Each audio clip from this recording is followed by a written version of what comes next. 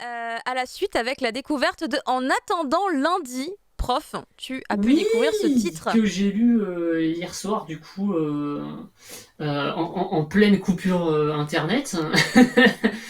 Et j'avoue que j'attendais absolument rien, en fait, de Oh. ce titre. Je me disais, oui, bon, pourquoi pas, allez, on tente.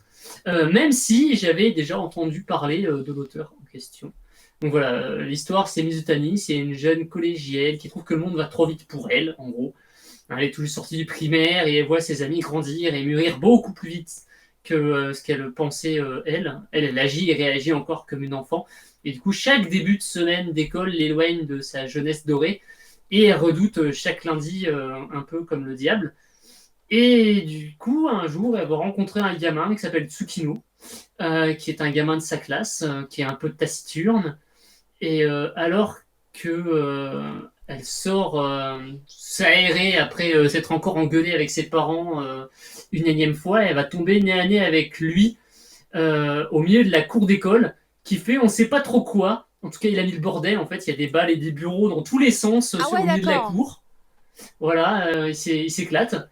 Et là, tout d'un coup, le mec taciturne qui n'en pipe pas une d'habitude se met à être beaucoup plus prolixe. Genre, c'est une logorée verbale.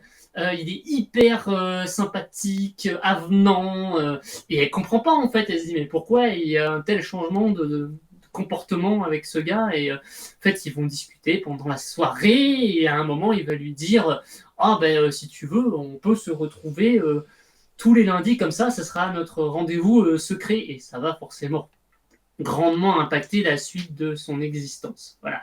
Donc c'est le premier titre de Abe Tomomi arrivé chez nous et j'avais déjà vu son trait particulier du coup traîner sur internet. Ça me rappelle beaucoup celui de Rensuke Oshikiri, si tu vois un peu le Ah oui, dessinateur oui, de bien High Score sûr, Girl. tout à fait, oui. Voilà. Il n'y a pas la même violence dedans, rassure-moi, parce que Non, j'ai pas... non, non, pas du tout. Enfin, il y a Parce un que bon, peu le de personnage, je psychologie suis traumatisée, adolescente, moi. mais ça a des choix esthétiques beaucoup plus marqués que Oshikiri. C'est plus onirique aussi. Il y a quelque chose que j'ai remarqué en lisant, c'est que pour une gamine de 12 ans, en fait, Mizutani, elle parle pas du tout comme une gamine de 12 ans. Ah, Enfin, du moins, quand elle parle pas aux gens. Parce que quand elle parle, en fait, elle s'exprime vraiment comme une ado, mais par contre, quand elle pense, elle parle avec beaucoup d'élégance et c'est très marqué. Elle utilise des formulations qui ne sont pas du vocabulaire standard, elle utilise des mots qui ne sont pas courants. Et en fait, c'est expliqué dans la narration parce qu'en fait, c'est une grande lectrice. Elle passe son temps à lire des bouquins. Et du coup, je me dis que ça ah. a effectivement comment dire, enrichi son vocabulaire.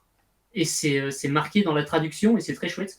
Du coup, elle a une prose, enfin, ça ressemble à la poésie en prose, alors c'est assez étonnant. Donc, évidemment, le titre fait que 2 tomes, donc je pense qu'on va pas aller très loin sur le sujet. C'est une amitié slash romance légère sur fond de spleen, de la perte de l'innocence et des repères, quoi. Et chacun des deux personnages principaux a ses propres problèmes, c'est-à-dire que Mizutani, elle a des problèmes avec sa grande sœur qui est un peu Miss Parfaite, c'est-à-dire qu'elle a été une grande joueuse de hand ou de volley, je sais plus, qui a quitté du coup le collège avec les honneurs et qui est allée rentrer au lycée, un truc prestigieux avec une licence sportive. Et qui est appréciée de tout le monde et du coup elle est toujours comparée à elle et forcément ça la fait chier parce que bah, c'est pas sa sœur. Tsukino, le gamin, en fait il se fait harceler mais il fait le dos rond et puis c'est du harcèlement un peu pernicieux, c'est à base de vas-y, tu sais, c'est juste c'est pas des gens qui se font tabasser, c'est juste je te pique ton goûter, je viens te parler mal, il y a un peu de pression psychologique et du coup c'est pas aussi marqué qu'on aurait l'habitude de le dire avec des gens qui taguent les murs, Mm. qui planquent les chaussures. Non, là c'est vraiment juste autour d'un personnage qui a sa bande qui vient le voir régulièrement et qui est un peu l'asticote. Mais tu sens que ça le dérange et qu'il y a un truc qui est un peu malsain dans cette situation. Et en fait, ça pèse sur situation sociale, forcément, et là, Otsukino se perd du coup, dans un monde enfantin pour effectivement peut-être oublier ce quotidien un peu difficile, Mm. tout en gardant un pied avec bah, son enfance. Tu découvres petit à petit qu'en fait, il n'a pas une vie facile et que là où les gens qui sont dans sa classe, comme il est extrêmement taciturne et qu'il est un peu dans la lune et toujours propre sur lui, et t'as l'impression qu'il est dans son propre univers. Les gens le voient comme quelqu'un de très chic et distingué et s'imaginent que c'est quelqu'un de la haute, alors que c'est le contraire en fait. C'est un pur prolo qui du coup a une vie. Il a deux gamins à charge, du coup, son frère et sa sœur qui sont plus jeunes que lui, dont il s'occupe parce que les parents, je suppose qu'ils vivent séparés et que lui, du coup, pendant les vacances, eh ben, il travaille alors qu'il a 12 ans. Enfin voilà, c'est pas une vie hyper facile. Et c'est vrai que tu as pas l'habitude d'avoir ce genre de profil sur des gamins aussi jeunes. D'habitude, c'est plutôt quand ils sont au lycée.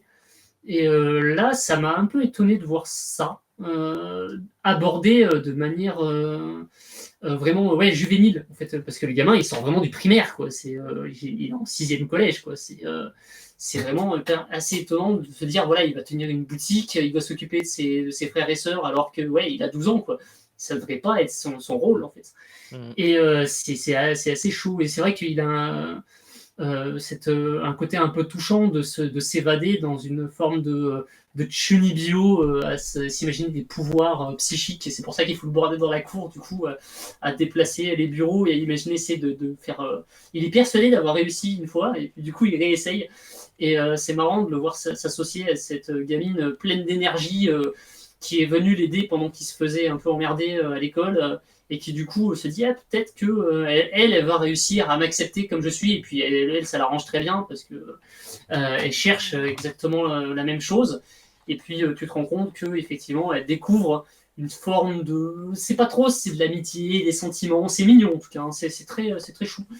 J'attends de voir la suite pour la conclusion, vu que c'est en 2 tomes, ça engage pas beaucoup. Mais sur un premier volume, j'étais vraiment. C'était étonnant, quoi. Je m'attendais pas à ce trait-là, je m'attendais pas à cette histoire. C'était. Enfin, vraiment. Bon, après, j'y allais vraiment sans rien savoir du titre, hein, donc, mais je suis bien surpris. Ouais, ça me plaît bien. Franchement, c'était chouette. Ok. Ça, voilà. Ça va pas être un titre, je pense, qui va être exceptionnel.